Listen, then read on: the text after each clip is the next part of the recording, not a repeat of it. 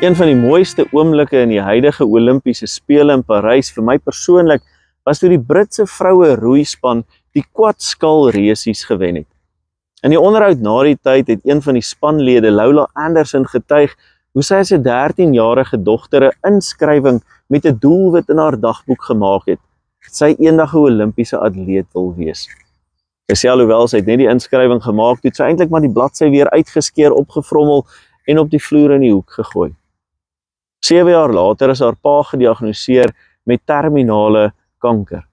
En in hierdie tyd het hy haar opgevrommelde doelwitbriefie aan haar teruggegee, sonder dat sy geweet het, om haar aan te moedig en te bevestig dat hy in haar glo en hy weet sy kan dit doen.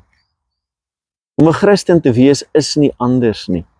Die belangrikste van Christen wees vir jou en my is dat ons vir God moet leef. Baie mense gee alles wat hulle het vir hulle werk, hulle gesinslewe, selfs vir sport, vir hulle spesiale belangstelling of stokperdjies. God roep ons op om al ons energie in te sit om hom te dien, om sy naam groot te maak. Dit beteken nie dat ons hoef op te gee en op te hou met wat ons huidiglik doen nie.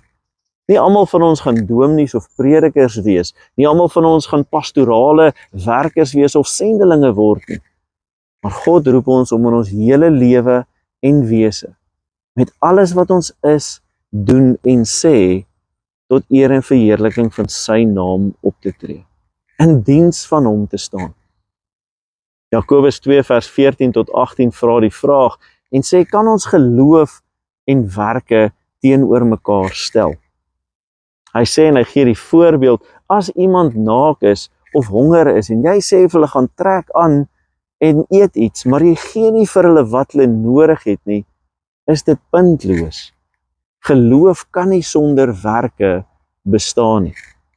Hy sluit af en hy sê, wys my jou geloof sonder werke, wat mens nie kan doen nie, en dan sal ek jou my geloof uit en deur my werke wys. Die Olimpiese atlete, elkeen wat daar deelneem, het geglo dat hulle goed genoeg is om daar uit te kom.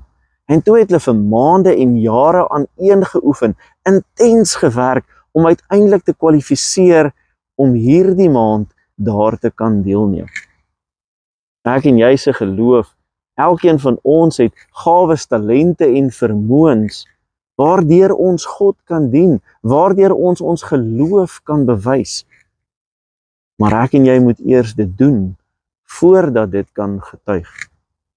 Mag elkeen van ons weet waartoe God ons roep. Mag ek en jy dit wat ons is, doen en sê gebruik, om te getuig van ons geloof in God. Want jy sien, net soos wat Lola se pa geglo het dat sy dit kan doen, ken God jou.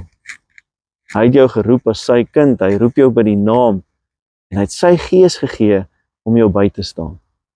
Mag elkeen van ons, van vandag af en elke oomblik vorentoe deur hierdie Olimpiese week en daarna, gaan leef en getuig, dat God ons Here is. Maar die afgelope paar maande het die woord intentioneel sterk in my lewe gefigureer.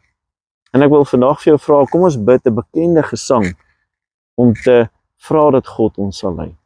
Kom ons sluit die oë. Here God, U ken elkeen van ons.